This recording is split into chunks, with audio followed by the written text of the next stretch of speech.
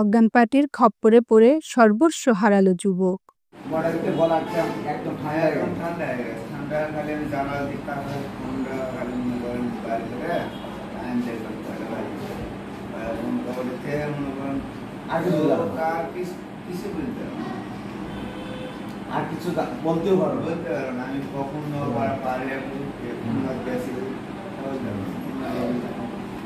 গত 1 জুলাই মঙ্গলবার দুপুর 2:30 কর্মস্থলে যোগ দেওয়ার উদ্দেশ্যে রাজশাহী থেকে খুলনাগামী সাগরদাড়ি এক্সপ্রেসে টিকিট কাটতে যায় হৃদয়। এ সময় তাকে টিকিট কাটতে সহায়তা করে অচেনা একজন। সেখান থেকে হৃদয়কে টার্গেট করে অজ্ঞান পার্টির সদস্যরা। পরে ট্রেনের সরল বিশ্বাসে অজ্ঞান পার্টির দেওয়া চা খায় সে।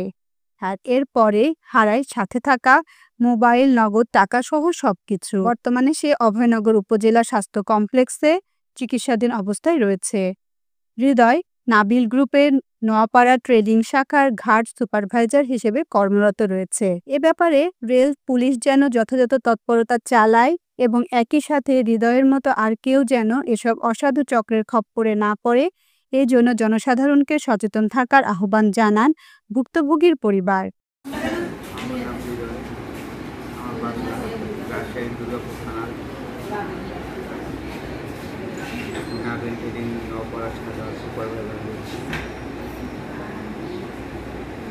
নবরাতে আসার পথে রাজশাহীতে স্টেশনে আমাকে চায়ের সাথে হয়েছে তা জানি না। খাওয়ানোর পরে অজ্ঞান হয়েছিলাম।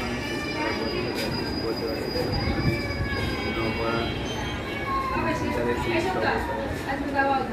ওনার সাথে আপনার পরিচয় কিভাবে? উনি আপনার হেল্প করছিল টিকিট কাটতে, সেখান থেকে ওনার সাথে সব কথা। আপনি হসপিটালে কবে ভর্তি হয়েছেন? গতকাল। চিকিৎসাধীন অবস্থায় এখন পর্যন্ত। আচ্ছা, আপনি কবে আসতেছিলেন বাড়ি থেকে? স্মরণ আছে? গত পরশু দিন। আচ্ছা।